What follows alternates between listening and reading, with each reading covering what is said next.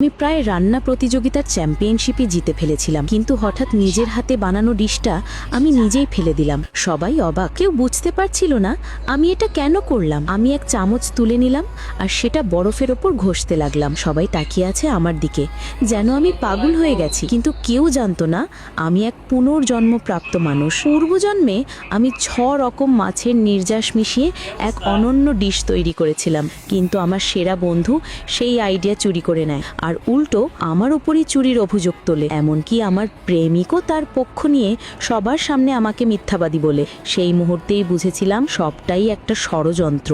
আমার প্রেমিক আর সেই ধূর্ত মেয়েটির ফাঁদ। সে চোখের ইশারায় কাউকে সংকেত দিল আর এক কালো পোশাক পরা লোক আমার দিকে এগিয়ে এলো। হইচইয়ের মধ্যে আমি পড়ে গেলাম, সব কিছু অন্ধকার হয়ে গেল। হয়তো ঈশ্বর আমার প্রতি দয়া দেখিয়েছিলেন, তাই আবার সুযোগ দিয়েছেন। আমি ফিরে এসেছি। এইবার আমি ঠিক সেই প্রতিযোগিতার শুরুতেই পুনর্জন্ম নিয়েছি। এইবার আমি কসম খেয়েছি আমার অধিকার আমি নিজেই ফিরিয়ে নেব। প্রথমেই আমি প্রেমিকের সঙ্গে সম্পর্ক ভেঙে দিলাম, তারপর উপকরণ বাছার সময় খুব সতর্ক থাকলাম। আমি ঠিক করলাম এবার পেস্ট্রি বানাবো, কিন্তু সে গোপনে আমার সমস্ত ইস্ট আর ময়দা গায়েব করে দিল। তার ভাবনা আমি কিছুই করতে পারবো না। প্রতিযোগিতা শুরু হলো। সে জোরে জোরে ময়দা মথতে লাগলো।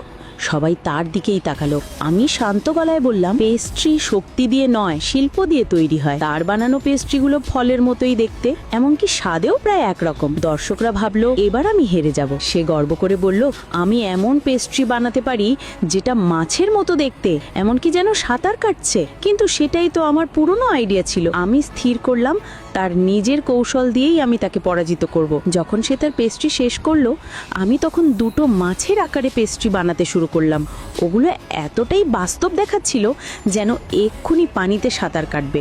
দর্শকরা অবাক, বাকি প্রতিযোগীরা লজ্জায় মাথা নিচু করে ফেললো। আমি দৃঢ় গলায় তাকে চ্যালেঞ্জ ছুড়ে দিলাম। তখন সেই ধূর্ত মেয়েটি হেসে বলল, তোমার তো ইস্টই নেই। আমি শান্ত গলায় বললাম, জলজ মাছের তো ইস্টের প্রয়োজন হয় না। আমার উত্তর শুনে পুরো হল হাসিতে ফেটে পড়ল।